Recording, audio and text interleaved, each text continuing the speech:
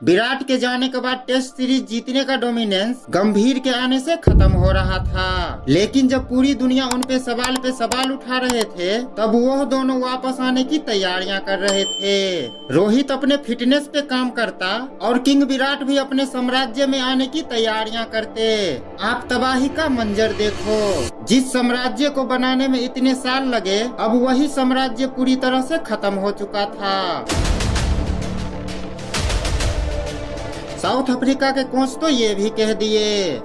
We wanted them to really grovel, to steal a phrase. और इन दोनों के पीठ के पीछे गंभीर और अजीत अगरकर मिलकर मीटिंग का खेल खेल रहे थे। उसके जाने के बाद जो कुछ भी हुआ, अगर उसके सामने हुआ होता तो फिर मंजर देखने लायक होता। जिस साम्राज्य को बनाने में वो इतने साल लगा दिए, अगर वो किंग अपने किंगडम में वापस आ रहा है तो फिर क्या हुआ होगा। विराट कोहली द्वारा बनाए गए वो साम्राज्य गौतम गंभीर के आने से वो अब पूरी तरह से खत्म हो चुकी थी। उसके कप्तानी में बनी वो साम्राज्य अब पूरी तरह से खत्म हो रहा था। सदियों से चला आ रहा वो सीरीज जीतने का सिलसिला अब वो खत्म हो चुका था। पहले न्यूजीलैंड और फिर साउथ अफ्रीका इंडिया को इंडिया में व्हाइट वॉश कर रहा था। साउथ अफ्रीका के कोच तो इंडिया को इंडिया में गिड़गिड़ाने तक को भी कह दिया। We wanted them to really grovel, to steal a phrase. इस बयान के बाद भी गंभीर कुछ नहीं बोलते और अजीत अगरकर के साथ मिलकर रोहित और विराट को हटाने में लगे थे। लेकिन गंभीर ये भूल चुके थे कि इन दोनों को जितना छेड़ोगे उतना ही खतरनाक होता जाएगा। गौतम गंभीर कभी बॉलर को बैटर बना रहा था तो कभी बैटर को बॉलर। टीम इंडिया ने इंडिया में सीरीज तो हार ही चुकी थी और WTC के पॉइंट्स टेबल में लगातार नीचे जा रहा था। ये सीरीज तो एक्सपेरिमेंट के भेंट चढ़ चुकी थी, लेकिन गौतम और अजीत मिलकर इन दोनों को टीम से बाहर करने की तैयारियां कर रहे थे। हर सुबह एक न्यूज आ रही थी कि रोहित और विराट 2027 के वर्ल्ड कप खेल भी पाएगा कि नहीं। टेस्ट में लगातार टीम इंडिया हार रहे थे, उस पर कोई भी सवाल और मीटिंग नहीं था और ये मीटिंग का खेल सिर्फ रोहित और विराट के नाम पे चल रहा था। और क्या फिर वही होना था जो गंभीर कभी सोचा नहीं होगा। साउथ अफ्रीका ने टेस्ट सीरीज तो जीत चुके थे, लेकिन उनके कोच का ये बयान और इस बयान का बदला रोहित और विराट ऐसे लेगा, ये कभी सोचा तो नहीं था। इस मैच का इंतजार संपूर्ण भारत कर रहा था, क्योंकि ये मैच हार और जीत की नहीं थी। ये मैच था उस अपमान के बदले का। इस सीरीज का पहला मैच रांची में खेला जाना था। टॉस हुआ और ये टॉस साउथ अफ्रीका ने जीतकर पहले बॉलिंग किया। टीम इंडिया की तरफ से ओपनिंग करने आते हैं यशस्वी जायसवाल और रोहित शर्मा। साउथ अफ्रीका ने अपनी पहली चाल चली और यशस्वी जायसवाल ने प्रारंभ करना चालू कर दिया, लेकिन जायसवाल के आउट होते ही आगमन होता है विराट कोहली का और आते ही कोहली ने बाउंड्री के साथ शुरुआत कर दिया और मानो साउथ अफ्रीका से कह रहा हो कि आज इतने छक्के चौके मारूंगा कि तुम्हारे बॉलर कंफ्यूज हो जाएगा कि कहां बॉल डालूं और कहां नहीं। और यही प्रयास में विराट कोहली ने पहले ही बॉल से प्रारंभ करना चालू कर दिया। उस दिन मानो एक अलग ही अंदाज में बैटिंग कर रहे थे। उसके बल्ले से जब अर्धशतक आता है तब दूसरे छोर पर खड़े रोहित ने भी अपने अंदाज में रन कूटना प्रारंभ कर दिया और देखते ही देखते 20 ओवरों में 150 रन हो गया और इस मैच में विराट कोहली का शतक आता है और ओडीआई में 52 शतक लगा देता है। और विराट कोहली मानो गंभीर से ये कह रहा हो, करिए मीटिंग खेलिए मीटिंग। टीम इंडिया ने साउथ अफ्रीका को 349 रनों का टारगेट देता है। साउथ अफ्रीका टारगेट को पीछा करने आते तो हैं, पर शुरुआत कुछ खास नहीं होता, लेकिन फिर उन्होंने पलटवार करते हैं और 332 रन बना देते हैं। लेकिन ये मैच साउथ अफ्रीका मात्र 17 रनों से हार जाते हैं, परंतु उसकी लड़ाई अभी खत्म नहीं हुआ था।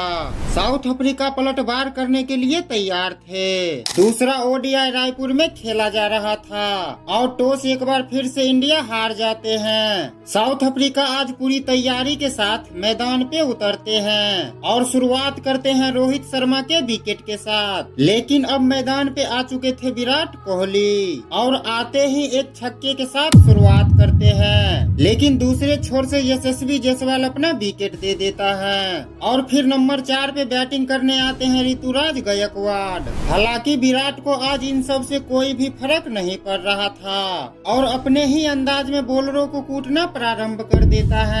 दूसरे एंड से गायकवाड़ ने भी मारना चालू कर दिए और देखते ही देखते इन दोनों का अर्धशतक आ जाता है। इसके बाद तो इन दोनों का अपना अपना बीस्ट मूड ऑन हो जाते हैं और फिर इन दोनों के बल्ले से रन नहीं बल्कि आग बरस रहे थे। बैक टू बैक छक्के चौके में ही डील हो रहे थे और इसी बीच विराट कोहली का शतक आ जाते हैं। वही एग्रेशन, वही एटीट्यूड मानो गंभीर से कह रहा हो कि आप करिए मीटिंग मीटिंग, खेलिए मीटिंग मीटिंग। इस फॉर्मेट का किंग एक ही था और एक ही रहेगा और वो है विराट कोहली।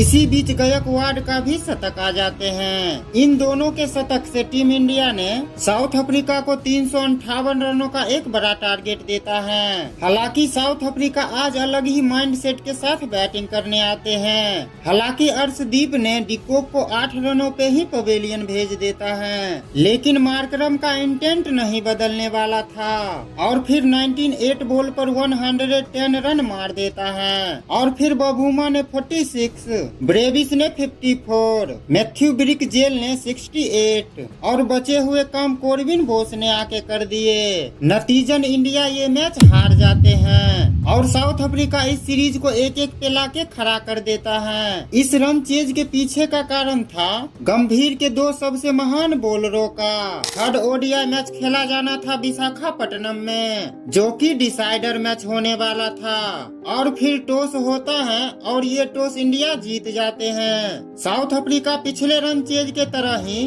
फर्स्ट विकेट जल्द ही खो देता है, पर डिकॉक और बबूमा मिलके ताबड़तोड़ शुरुआत करते हैं और देखते ही देखते डिकॉक ने सेंचुरी मार देते हैं और बबूमा ने 48। इन दोनों को देख के लग रहा था कि साउथ अफ्रीका एक बड़ा टारगेट सेट करेगा, लेकिन इन दोनों को आउट होते ही एक के बाद एक विकेट गिरते ही जाते हैं। इसी वजह से साउथ अफ्रीका मात्र 271 रन ही बना पाते हैं, जिसके जवाब में टीम इंडिया के तरफ से इन रनों को चेज करने के लिए आते हैं रोहित शर्मा और यशस्वी जायसवाल। पिछले 2 मैचों में जायसवाल कुछ खास नहीं कर पाए थे, लेकिन आज उनके कुछ अलग ही इरादे थे।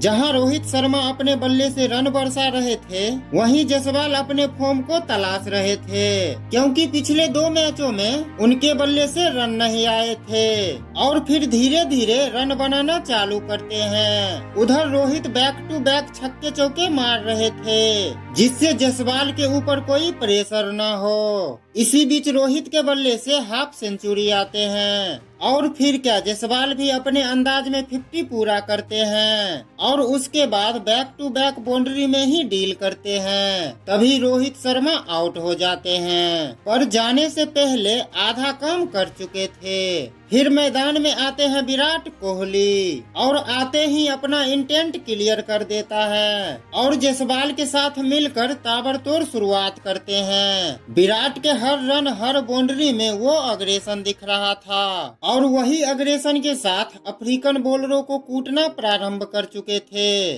और उधर जायसवाल ने भी अपना सेंचुरी बना दिए और विराट कुछ अलग ही अंदाज में बैटिंग करते हुए 45 बॉलों में 65 रन मार के इंडिया को ये मैच जिता दिए और 2-1 से सीरीज भी। विराट कोहली ने इस पूरे सीरीज में 302 रन बनाए और प्लेयर ऑफ द सीरीज भी अपने नाम किए। विराट कोहली गंभीर से यही कह रहा होगा कि 27 का वर्ल्ड कप तो मैं खेल ही रहा हूँ, पर आपका पता नहीं। आपको क्या लग रहा है, 27 का वर्ल्ड कप रोहित और विराट खेल भी पाएगा कि नहीं? कमेंट करके जरूर बताना।